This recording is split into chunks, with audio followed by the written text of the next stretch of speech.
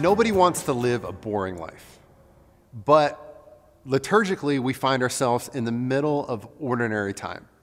And it's ordinary because it's not an extraordinary season like Lent or Advent or Christmas or Easter. It's ordinary.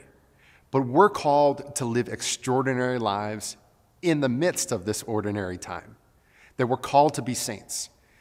And I wanted to take a little look at St. Teresa of Calcutta, otherwise known as Mother Teresa, because she lived this amazing life in the midst of what everyone else maybe saw as ordinary.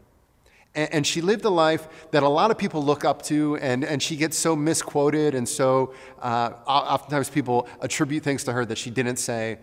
But one of the things that she said constantly was that her order and her life was founded upon Jesus, one of his last words when he said, "I thirst."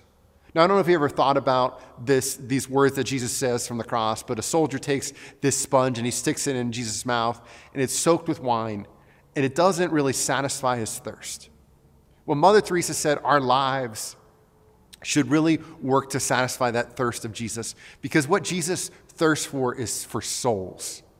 And so first and foremost, the question for us is, have we experienced, do we know in a real and tangible way the love that Jesus has for you, for me? Do we know that love? Have we experienced it? Not in just some like intellectual way, but have we touched, have we tasted? Do we really know what it means to be loved? Because our God loves us so much. But secondly, we're called to take that love and to share it with others. You know, we live in a world where sometimes people go to the hospital because they're dehydrated, because they're thirsting. And sometimes there's things that surround that problem or that condition. But the reality is, we live in a world where people are spiritually dehydrated.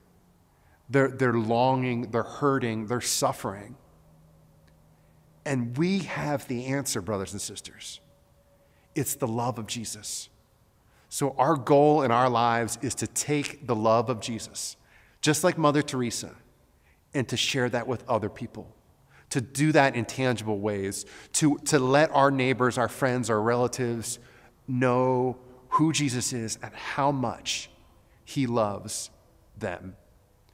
So my hope today for this week, for these next couple weeks, is in the midst of ordinary time, that we would allow ourselves to be extraordinary because we receive the love of Jesus and we give it to others, and we work like Mother Teresa to quench the thirst of Jesus.